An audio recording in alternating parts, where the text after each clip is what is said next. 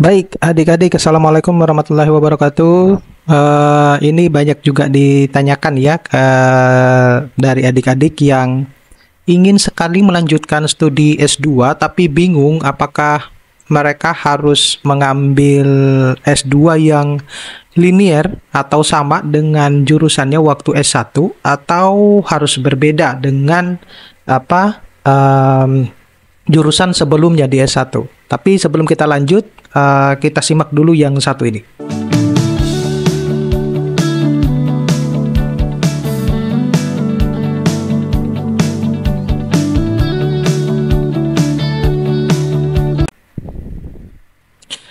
Assalamualaikum warahmatullahi wabarakatuh. Nah, kembali lagi dengan saya di channel saya.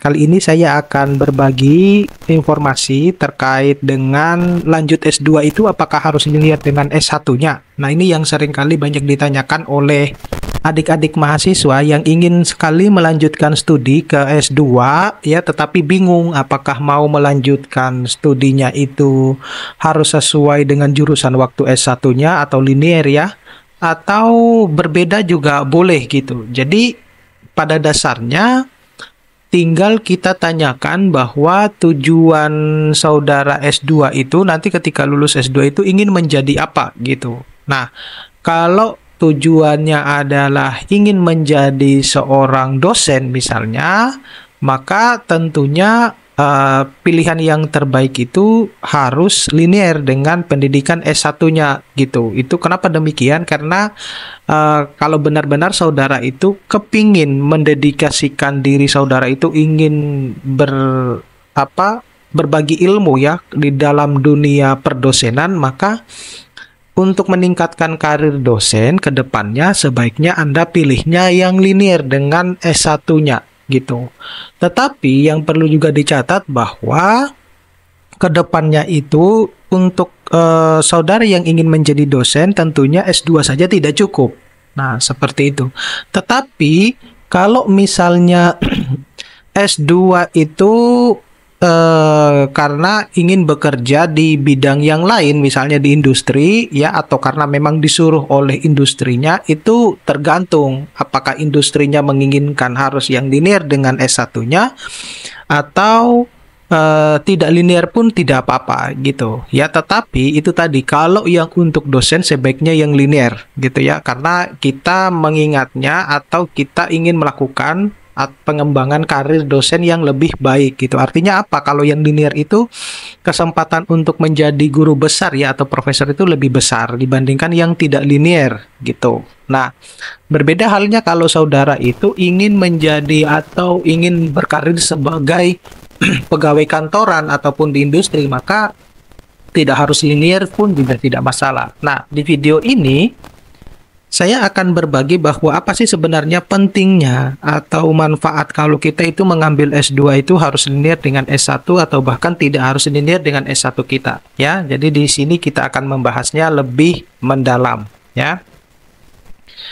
Nah, kalau kita lihat di sini ya, kalau saudara ingin mengambil sebuah S2, coba tanyakan dulu hal-hal yang semacam ini ya. Tujuan kamu lanjut S2 itu untuk apa ya?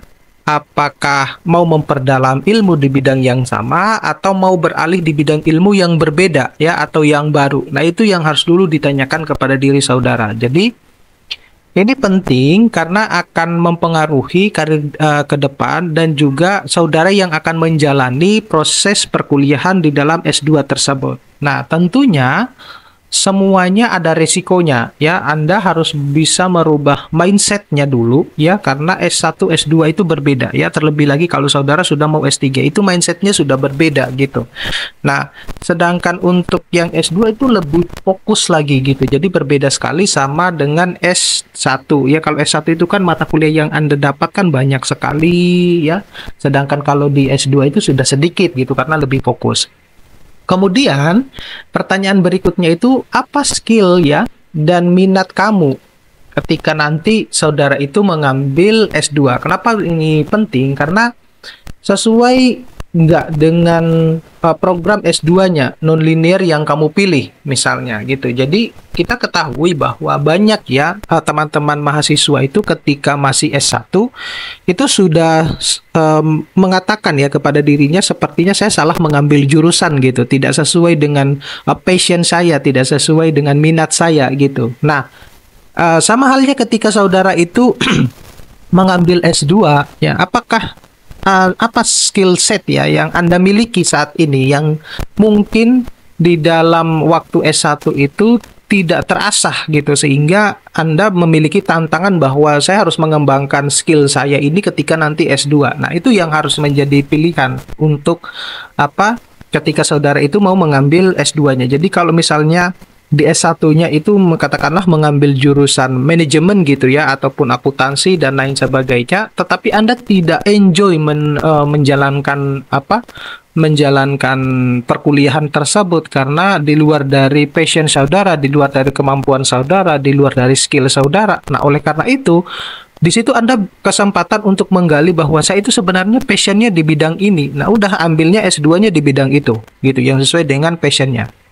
Nah, berikutnya itu adalah gimana peluang kerja di bidang ilmu yang kamu tuju. Nah, ini juga harus menjadi pertimbangan buat adik-adik ya, bukan asal-asalan bahwa yang penting gue S2 gitu. Enggak juga gitu. Jadi tapi harus juga dipertimbangkan bahwa jangan sampai ketika Anda lulus S2 itu justru menjadi menambah jumlah pengangguran gitu. Oleh karena itu saudara harus bisa mengamati ya baik-baik bahwa kalau saya mengambil jurusan yang linear ya ataupun yang non-linear, kesempatan untuk mendapat pekerjaan setelah lulus itu berapa persen atau berapa banyak kesempatan tersebut. Nah, itu yang juga harus dipertimbangkan.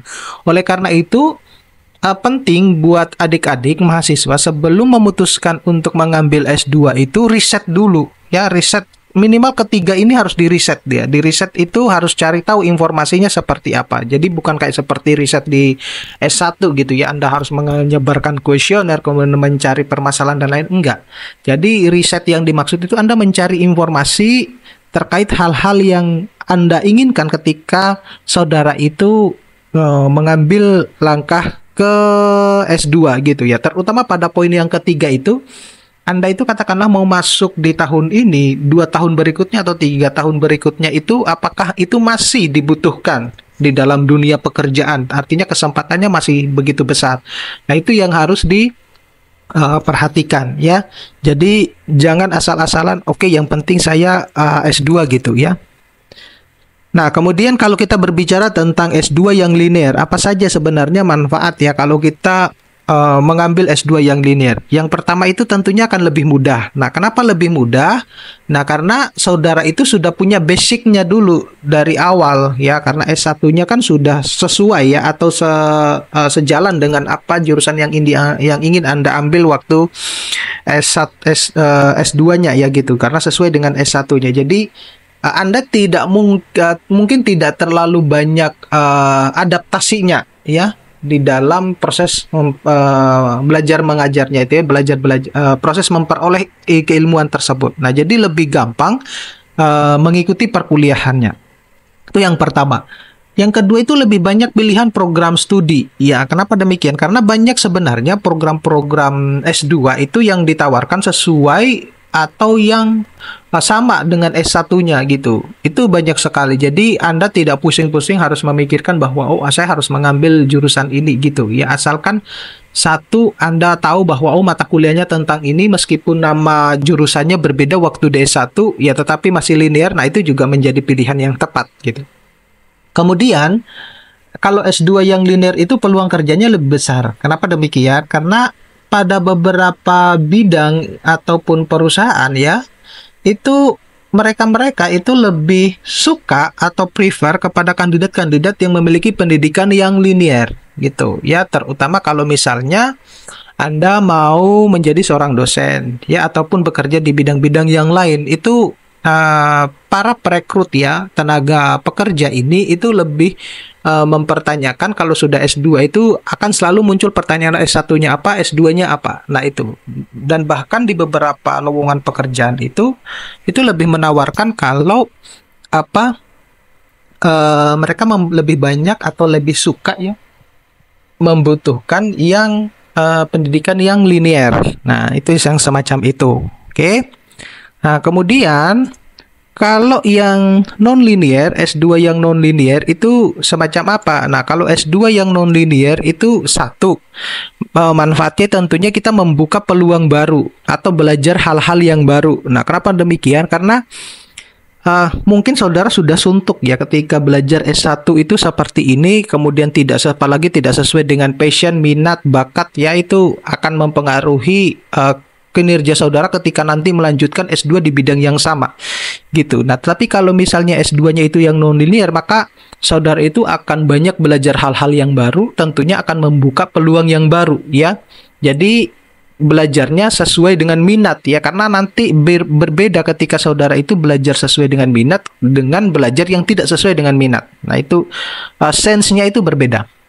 Nah, kemudian ada yang disebut dengan pengembangan skill ya yang lebih beragam ya. Karena mungkin saudara itu tadi ya waktu S1 tidak enjoy dengan jurusan yang tersebut, Anda itu punya skill tertentu ya di bidang tertentu ya, tetapi tidak terasah waktu S1-nya ya. Mungkin juga dosen-dosennya waktu S1 juga tidak memahami bahwa saudara itu punya skill yang ini, sehingga dia dosen itu yang sebagai mentoring semestinya itu bisa mengembangkan atau meningkatkan skill saudara. Nah, kalau saudara bisa mengembangkan skill yang lebih beragam, maka skill yang lebih beragam ini akan sangat dibutuhkan di dunia pekerjaan yang lebih dinamis gitu ya. Karena perlu juga diketahui bahwa banyak sekarang juga perusahaan-perusahaan itu satu tidak melihat IPK saudara itu seperti apa ya, sebesar apa IPK saudara itu. Nah, itu tidak lagi seperti itu perusahaan-perusahaan, tapi mereka lebih melihat bahwa saudara itu punya skill apa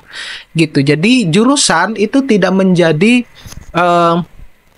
pilihan atau kandidat bagi perusahaan untuk saudara itu dipekerjakan. Tapi yang terpenting itu adalah skillnya itu seperti apa.